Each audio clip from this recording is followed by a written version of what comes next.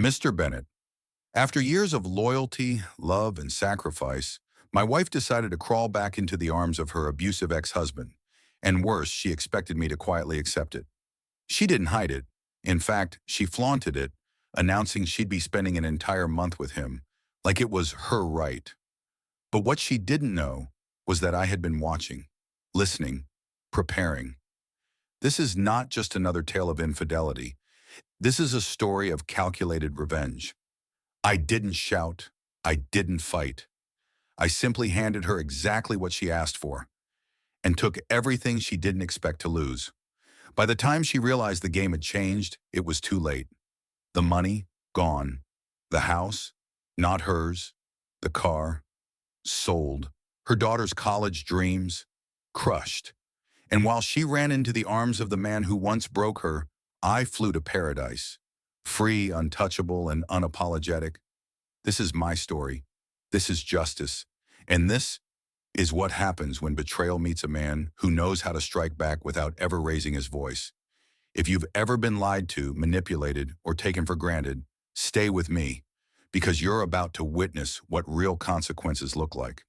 Tell us where you're watching from, and if you've ever seen revenge this cold, this calculated. Don't forget to like, comment, and subscribe, because stories like this, they need to be heard. As I settled at the breakfast table, I cradled my coffee cup, allowing the warm rays of morning sunlight to pour through the kitchen window. Vanessa sat opposite me, her gaze drifting over the local paper while she mindlessly stirred her tea. Lily occupied the space to my right, her fingers gliding over her phone's screen, her expression a familiar mask of indifference.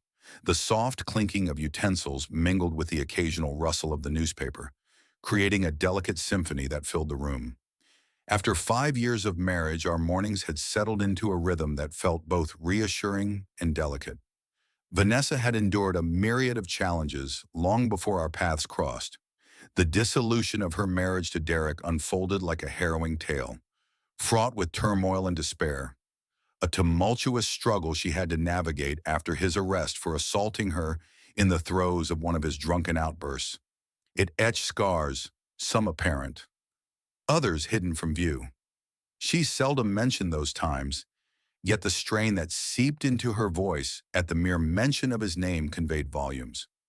My entrance into her life occurred mere months after that particular chapter had drawn to a close. Our paths crossed at a dinner party, orchestrated by mutual friends, an event neither of us had particularly wished to grace with our presence. That night, a realization dawned. Perhaps it was the manner in which her laughter infused the space with a sense of buoyancy, or the depth of her attention, truly attentive, when I shared my thoughts. After a year of dating, we exchanged vows and began our journey together. Lily, having reached the age of 18, arrived as an integral part of the offering. I entered this journey with the understanding that stepping into the role of a stepfather would present its challenges, particularly with a girl as protective as Lily. She exhibited a certain politeness, yet an invisible barrier loomed between us, one that I found insurmountable. I can't say I hold any resentment towards her, not truly. I am not her father, nor have I ever attempted to assume that role. I have endeavored to adapt, seeking a position in their lives that resonates harmoniously for each of us. I nurture them, cherish them, and I've come to terms with the reality that Lily may always see me merely as her mother's partner. Do you realize something? I have no objections to that. For several months, Vanessa has experienced a sense of alienation within our home. The warmth we once cherished has given way to an ever-expanding chasm between us. The small details have accumulated, diminishing closeness, leading to sparse dialogues, and her persistent assertion of being too fatigued for anything. Her phone is perpetually in her grasp, her gaze fixed intently on the screen. The manner in which it is swiftly tucked away upon my arrival has not escaped my attention. None of it has transpired. I am not naive. These are unmistakable warnings, vivid and clear. Initially, I sought to extend her the grace of uncertainty. Perhaps it was the weight of stress. Perhaps it was an action I had taken or a missed opportunity that lingered in the shadows. Yet as the weeks morphed into months, the persistent whisper in the recesses of my mind grew increasingly difficult to dismiss. Thus, I took the necessary steps. A private investigator has been engaged by me. After spending $2,000, the answers I sought were finally revealed. An adept investigator may demand a hefty fee, yet the value of uncovering the truth is truly priceless. The revelation strikes hard. She has been seeing Derek, her ex-husband, the very man who once shattered her world, the one I believed she had finally cast aside for good. At last, the moment has arrived. I am aware of Vanessa's intentions for me. Then, as if following a precise schedule, it began. Vanessa folded the paper with care, setting it down on the table with a deliberate grace. Her fingers lingered on its edges, as if seeking strength within the delicate creases. She regarded me with a firm set of her lips, a silent tension hanging in the air until she finally broke the stillness with her words. "Ethan, I have something to share with you," she murmured, her tone unexpectedly gentle. I placed my coffee mug down with deliberate care, my gaze locked onto hers. "Indeed, my dear, please proceed," I replied, maintaining a calm demeanor. She hesitated, almost inviting, her fingers fidgeting with the corner of the tablecloth. "I'll be out for a month," she said, her voice breaking the stillness like a stone dropped into a tranquil pond. I maintained my composure, inclining my body ever so slightly. "All right," I responded with a simplicity that belied the tension in her shoulders. She shrugged once more, as if preparing herself for an impending moment. "Well, it seems I shall be away for an entire month. I'll be staying with Derek," she declared, her voice gaining strength, as though the act of repeating herself infused her with newfound bravery. "As his birthday month unfolds, I am determined to make it truly special for him." I reclined in my chair, allowing the gravity of her words to sink in. My demeanor remained unchanged, yet I sensed a warmth surging within my chest. Yet I compelled myself to stay composed as I responded. "Thus," I commenced, my voice imbued with a subtle fervor, "what shall you be engaging in there? Tidying his living space, preparing his meals, and sharing intimate moments with him? Is he unable to hire someone for that and experience some pleasure? Why must my legally married wife take on the role of that unseemly companion?" I declared, my voice cutting through the air as I took a sip of my coffee, determined not to let my feelings overwhelm me. Her eyes widened, and she retorted, "What on earth are you talking about? I am neither a hooker nor a maid. I will stand by him as a devoted wife." I placed my coffee cup on the table, each motion measured and unhurried, striving to maintain a calmness in my voice. "Yet you are my spouse. Wouldn't whatever you intend to pursue with him be a betrayal, a violation of our vows?" She stood resolute, unwavering and unyielding. Instead, she met my gaze with unwavering intensity and declared, "No, because I told you. Therefore, it cannot be considered cheating." I nodded, the ridiculousness of her reasoning settling in like a heavy burden. "Very well. What are your expectations of me? Remain here for a full 30 days while my wife indulges in domestic bliss with another man?" Her frustration reached a breaking point, her voice laced with frustration. "Oh, Ethan, you must understand. There are certain yearnings within me that only Derek can satisfy." "Okay," I retorted swiftly, as if suggesting I might bind you to a bed and strike you with a whip. "Are you referring to those longings?" I was fully aware of her longings, having come across the messages and the recordings. The images etched themselves into my consciousness, haunting visions I could never erase. I maintained a serene facade, yet beneath it all, my fury bubbled just out of sight. I gazed directly into her eyes and inquired, "So, you have desires, but what of mine? Am I allowed to tend to my desires?" Her frustration hung in the air, evident as she raised her hands in exasperation. "Very well, proceed as you wish, but upon my return, you shall resume your role as a devoted husband." I leaned in, my voice measured and icy. "What happens if my desires remain unfulfilled after 30 days? What unfolds next? What if I discover a source of fulfillment so profound that it diminishes my desire to return to you? Would that be acceptable to you?" Her expression contorted with annoyance. Yet before she could utter a word, I shifted my attention to Lily, who had been quietly observing the entire interaction. "What are your thoughts, Lily?" I inquired, my tone unwavering yet incisive. "Is it wise for your mother to jeopardize her marriage for a fleeting month with her new lover?" She regarded me with a smirk of defiance and declared that she had her own needs and desires. She is not yours to possess. She is not your possession and is entitled to quench her thirst at any source she chooses. The haughtiness in her voice struck me with the force of a sharp blow. It was evident that Lily's role extended beyond mere support for her mother. She was delighting in instructing me to go to hell. She held no neutrality. She was immersed in the moment, not merely an observer. She found herself entangled in the situation. I could perceive it in her gaze, sense it in the cadence of her words. She was just as integral to this as Vanessa, and I was aware of the entire truth. Lily was also set to visit Derek's house.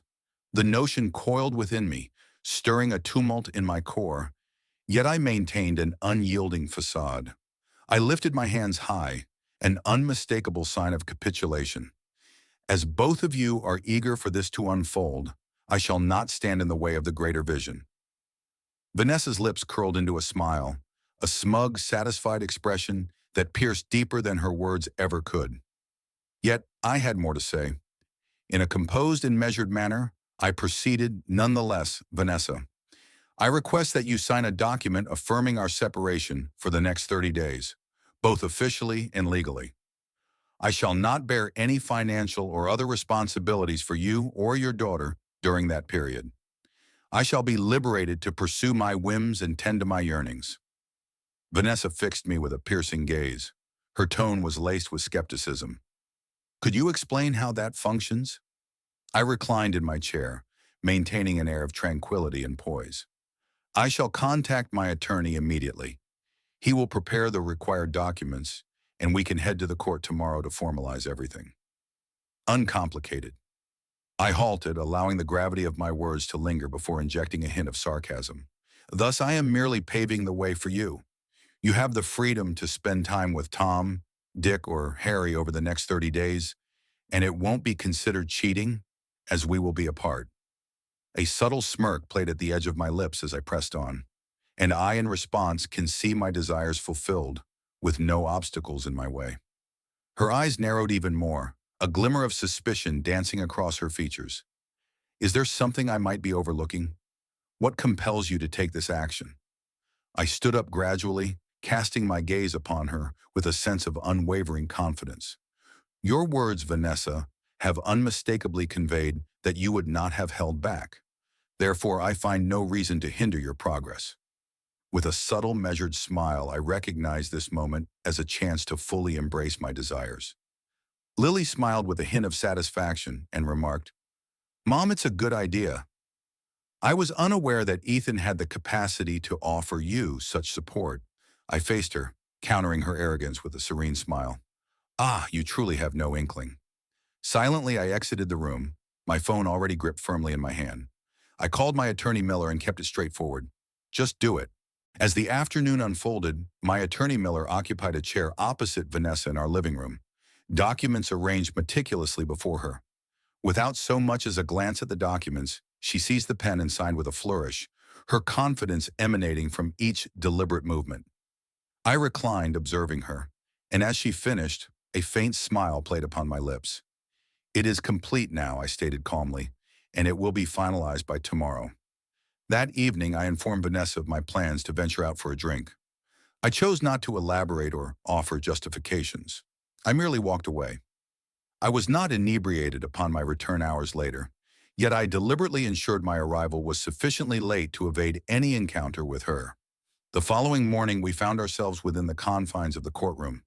Vanessa stood beside me, exuding a serene composure, her confidence steadfast and resolute. The judge cast a measured look at the document, his demeanor unyielding.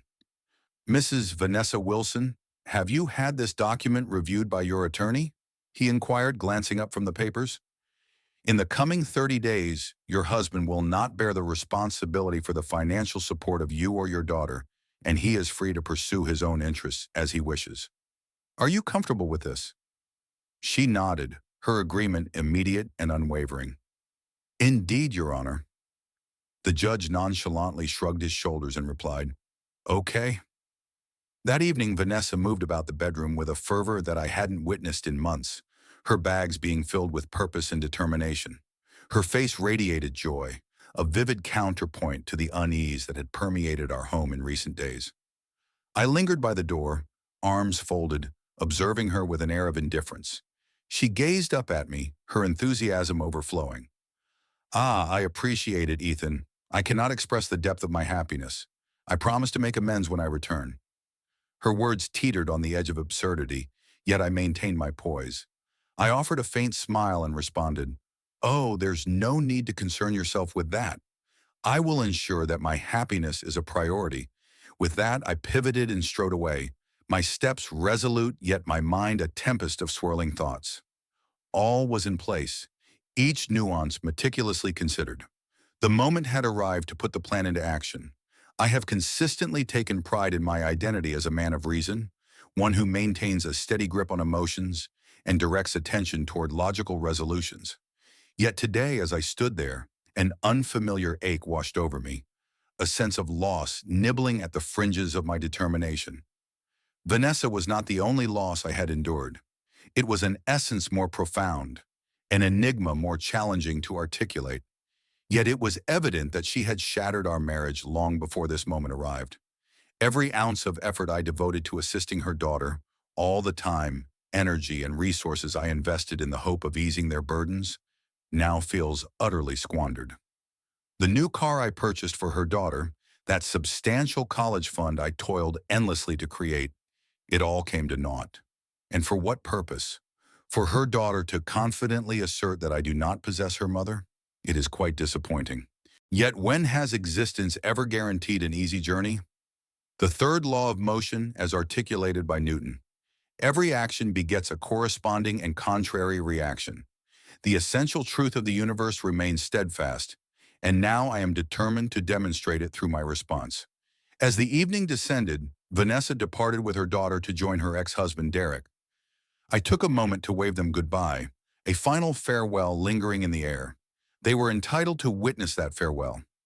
As soon as they disappeared from view, I made my way to the kitchen and retrieved the bottle of Jack Daniels from the cabinet.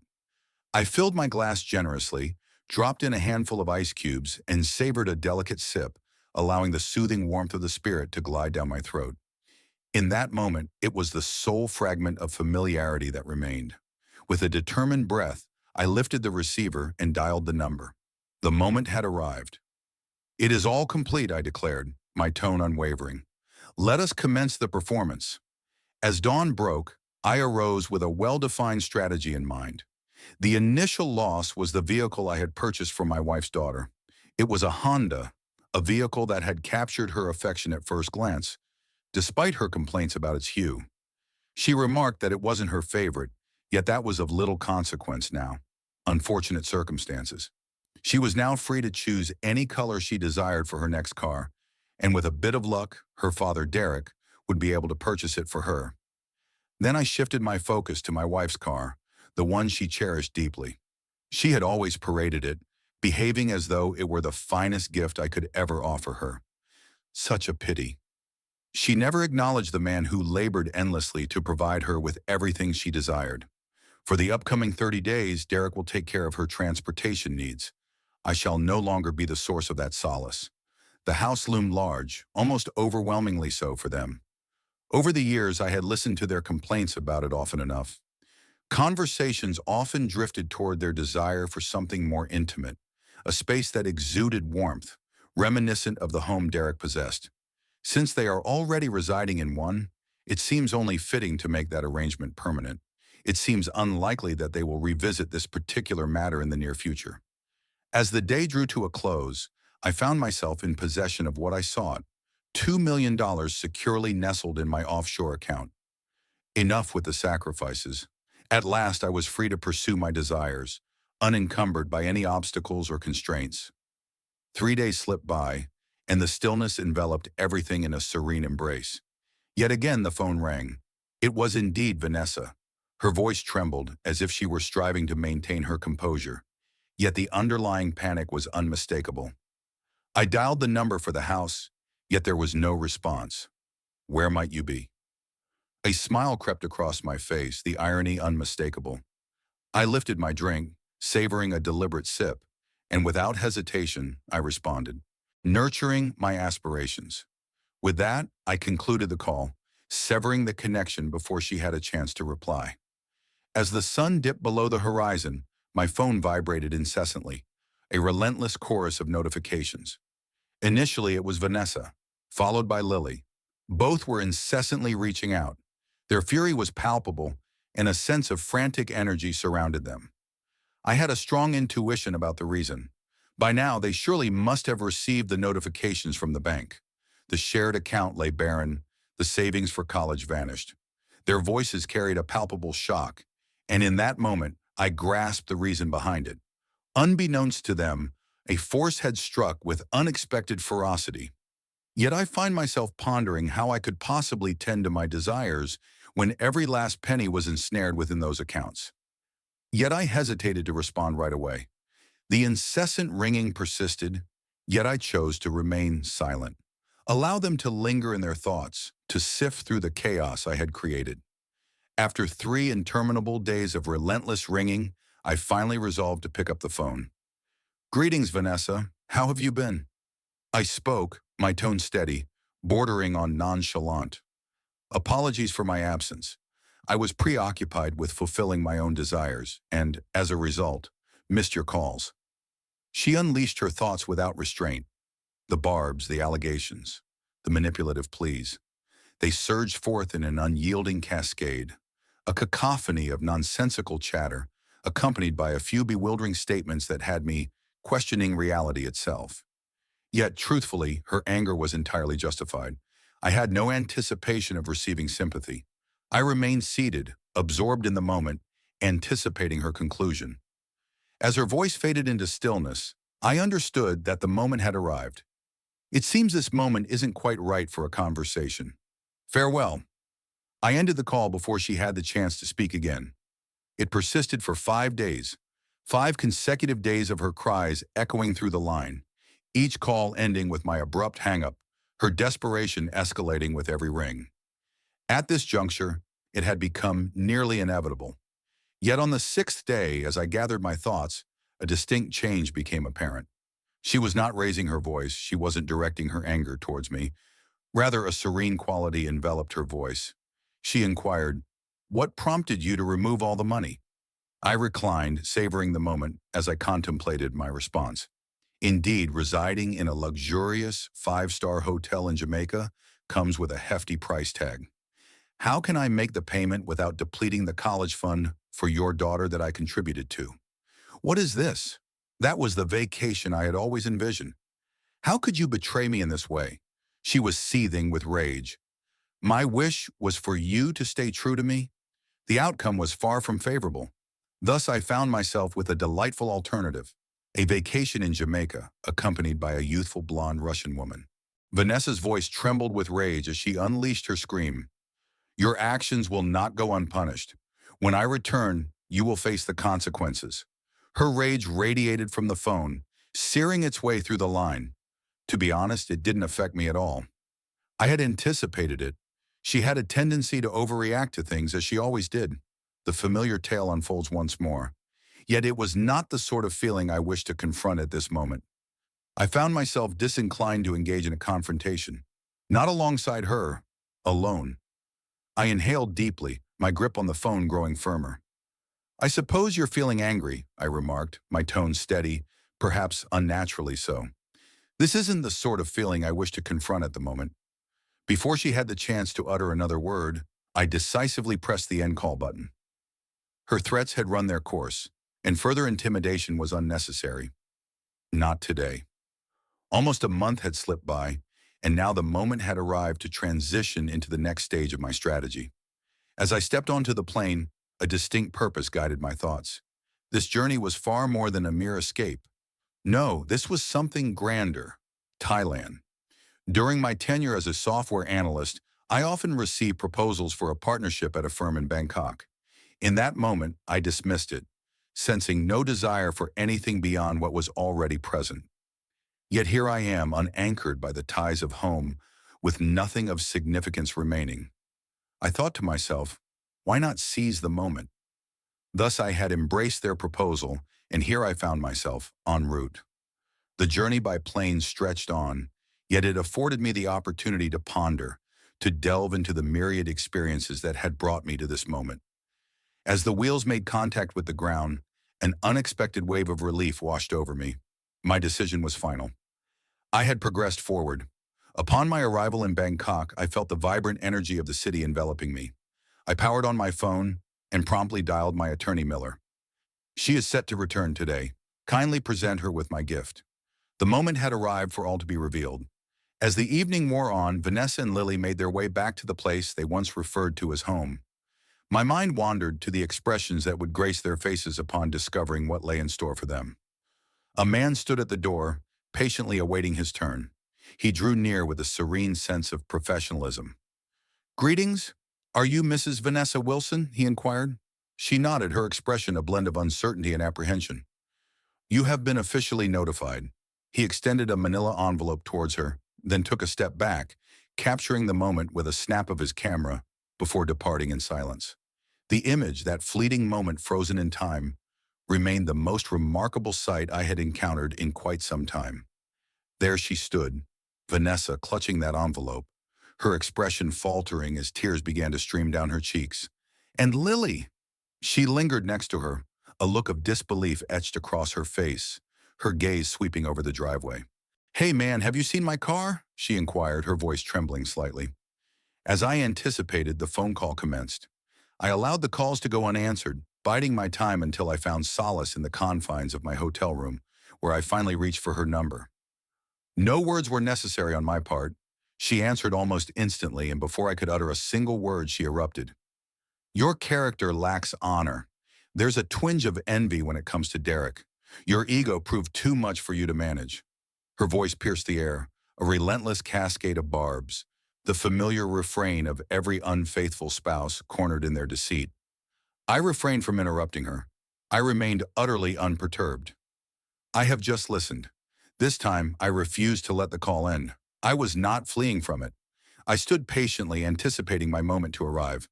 "Have you had the chance to open the envelope?" I inquired, my tone unwavering. A moment of quiet lingered on the line, soon interrupted by the soft shuffle of paper being moved. Within lay the photographs of her and Derek entwined in passion, each marked with timestamps and locations. Even those instances where she found herself bound upon the bed. "You! You knew all this time," she said, her voice trembling for the first time. "Indeed," I replied with a sense of tranquility. "I certainly did." I could nearly perceive her grappling with it, the gravity of the truth settling within her. "Since you crafted your own fate," I continued, "I ensured you would lie in it. You made no effort to intervene." She exclaimed, "Oh no, why would I ever stop you? By choosing to betray our trust, you effectively brought an end to our union. Furthermore, why would I ever have to decide between a deceitful partner and a getaway to Jamaica?" The subsequent segment unfolded with an ease that bordered on the effortless. "The divorce proceedings have commenced on the grounds of infidelity, and I have retained a portion of funds in the shared account. I trust that this will suffice for your journey to Derek's residence." The palpable tension radiated from the other end, a fierce anger simmering beneath the surface. Yet I remained unfazed. The ball had shifted from her court, leaving her with no control over the game. Her voice pierced the phone line, filled with a raw, desperate urgency. "No funds were left for your daughter. What path will she take to attend college?" I acted without a moment's pause. "She shall not," I retorted. "Not with my funds. She is not my daughter.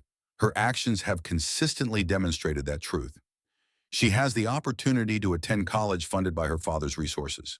A lengthy silence enveloped the room before the sound of the phone being abruptly seized broke through. Lily's voice pierced the air next, and once more I found myself overwhelmed by a relentless onslaught of screams and insults. I understood precisely what this entailed. I sensed it would be our final exchange, the last moment I'd ever hear from either of them. Thus I persevered through it. Then in a voice that trembled with a mix of fury and incredulity, Lily declared, "You sold my car. I have parted ways with my car," I retorted, unwavering in my stance. "You have deprived me of my college fund." Her tears flowed, the urgency unmistakable in her tone. The bitterness surged within me, demanding release. I responded with a chill in my voice. I ensured I had the funds to indulge my longing for a Jamaican getaway. After all, it was my money, and I reclaimed it. And then, without hesitation, I remarked, just as you mentioned, your mother can quench her thirst at any watering hole, and so can I. Once more, she let out a scream, her voice trembling with a mix of anger and frustration. What should I say to my friends? My car has vanished. I remained utterly unperturbed.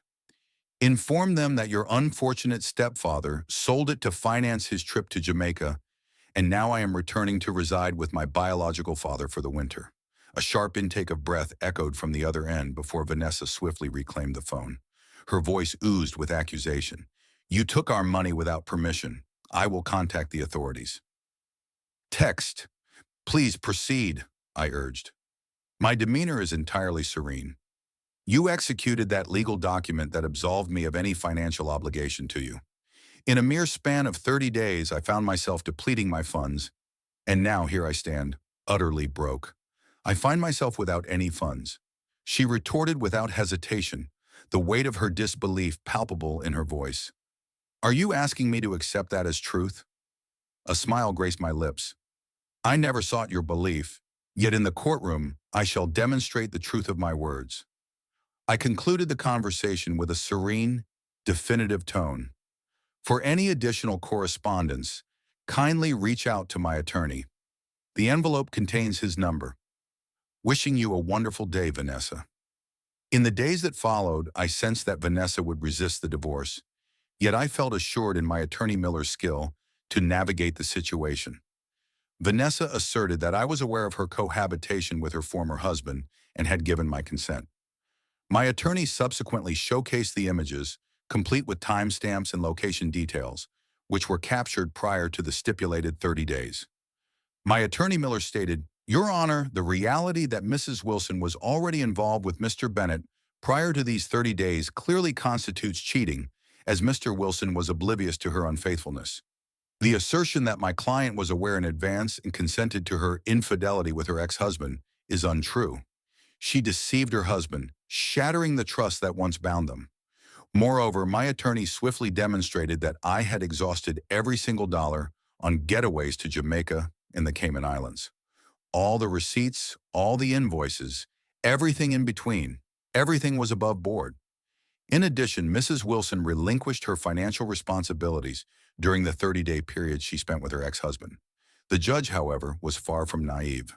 He sensed the air was thick with manipulation and deceit, yet his options were painfully limited. The documents were carefully organized, and the legal procedures were adhered to with precision. His hands were restrained, shackled by the rigid conventions of the law. Even as he discerned the flimsy facade that lay before him, he commanded that any remaining asset be duly resolved. In that moment, Vanessa's attorney Miller, unmistakably in a state of desperation, attempted to introduce the topic of child support. However, my attorney was not inclined to overlook that. He objected immediately, his tone resolute. He illuminated the evident reality. Lily was not my daughter, neither by biology nor by law. I had never taken her in, and the judge was well aware that this pivotal fact made child support unnecessary. My attorney Miller went further, however. He proceeded to make a daring decision, one that would only amplify the ridiculousness of the whole scenario. He contended that I had relinquished all my earthly duties, having embraced the journey of a Buddhist monk. Without income, without possessions, without obligations. The defense was bold, yet it proved effective. The judge, maintaining a stoic demeanor throughout the majority of the proceedings, found it nearly impossible to suppress a chuckle at the absurdity of the situation. He cast a sidelong look at Vanessa, a smirk playing on his lips, revealing his hidden amusement. "Unfortunate circumstances, madam," he remarked, struggling to contain his amusement. His words reverberated within the courtroom, capturing the essence of finality that hung in the air. "I am unable to assist you any further.